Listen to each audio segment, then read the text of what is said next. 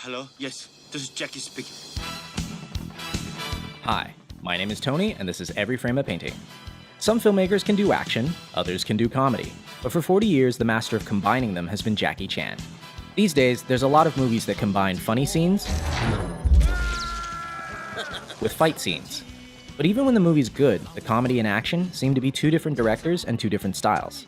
And that's why Jacky's so interesting. In his style, action is comedy, and his work shows that the same filmmaking principles apply, whether you're trying to be funny or kick ass.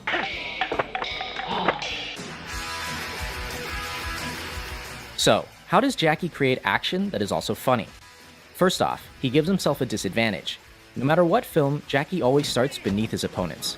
He has no shoes, he's handcuffed, he has a bomb in his mouth. From this point, he has to fight his way back to the top. Each action creates a logical reaction. And by following the logic, we get a joke. Please! I said I don't want trouble! Because he's the underdog, Jacky has to get creative, which brings us to point number 2. He uses anything around him. This is the most famous aspect of his style. Take something familiar, do something unfamiliar. I've seen him fight with chairs, dresses, chopsticks, keyboards, Legos, refrigerators, and of course, not only does this make each fight organic and grounded, it also gives us jokes that couldn't happen anywhere else.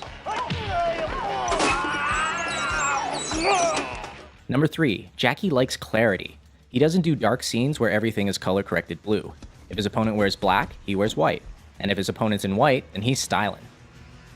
His framing is so clear that in every shot, he's setting up the next bit of action. Here, even though we're watching the stuntman, 2/3 of the frame is the staircase. A few seconds later, we see why.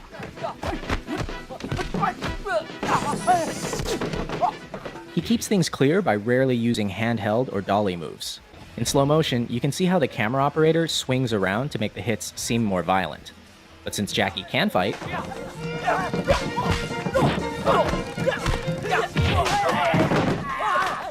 when you shoot this way, everything looks more impressive because action and reaction are in the same frame.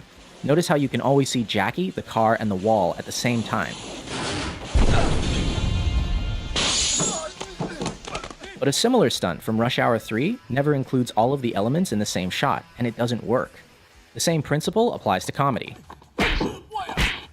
This shot, directed by Sammo Hung, shows us the punch, the bad guy's face, and Jacky's face all in one. Now check out the same gag in Shanghai Noon. Here, action and reaction are separate shots. It kinda works, but not nearly as well. Why don't more directors do this? Because of number 5. They don't have enough time. Jacky is a perfectionist, willing to do as many takes as necessary to get it right. And in Hong Kong, he's supported by the studio, which gives him months to shoot a fight. When I rewatch his work, these little things are the ones I'm most impressed by. He doesn't need to do them and they eat into his budget, but he still does them because he wants to. And it's that going above and beyond that I respect and admire. But in America, they don't allow you to do that, because money just poof. And his American work is missing something else. And there's a rhythm also into the way that the shots are performed and also the way they're edited. And Jacky said something very interesting that, that the audience don't know the rhythm's there until it's not there. Jacky's fight scenes have a distinct musical rhythm, a timing he works out on set with the performers. Ready, action. Stay where you are. Stay where you are. Don't chase me. Boom, boom. Then, boom. See? Everybody looks good. Even experienced martial artists have trouble with it.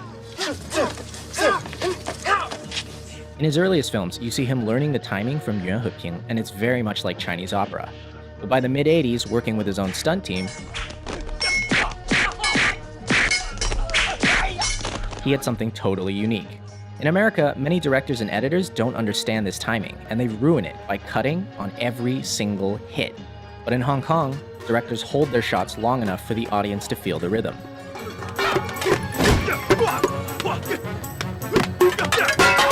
The most important part is editing. And most of the directors, they don't know how to editing. Even the stunt coordinator, they don't know how to editing. Hong Kong directors like Jacky and Sammo cut a particular way. In the first shot, you hit your opponent in the wide. In the second shot, you get a nice close-up. But when you cut the shots together, you don't match continuity. At the end of shot 1, the elbow is here. At the beginning of shot 2, it's all the way back here. These 3 frames are for the audience's eyes to register the new shot, and they make all the difference. I'm start from here, here. But two shots combined, this is zone. That's the power.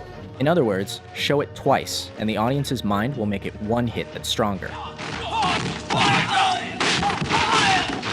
By contrast, modern American editing doesn't show the hit at all. At the end of shot 1, the leg is here. At the beginning of shot 2, it's in the same place, going backwards. But because they cut at the exact frame of the hit, it doesn't feel like a hit. A lot of people think this is because of the PG-13 rating, but even R-rated films do this now. It looks like a bunch of people flailing around, instead of a bunch of people getting hurt.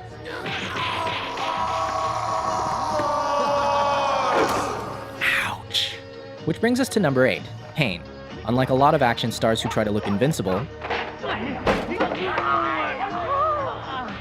Jacky gets hurt. A lot. Half the fun of his work is that not only are the stunts impressive,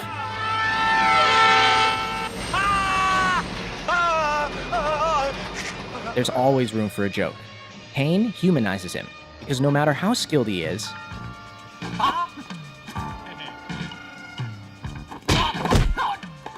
he still gets smacked in the face.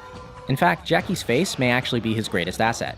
Many times the look he gives is all it takes to sell a joke, like when he does an entire fight holding a chicken. Or dressed as Chun-Li.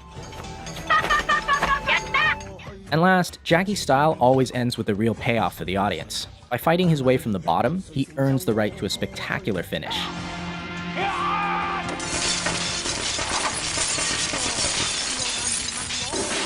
He doesn't win because he's a better fighter, he wins because he doesn't give up.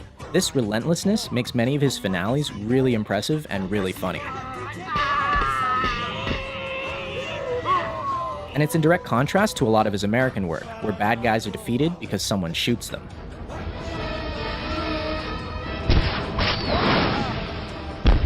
Come on!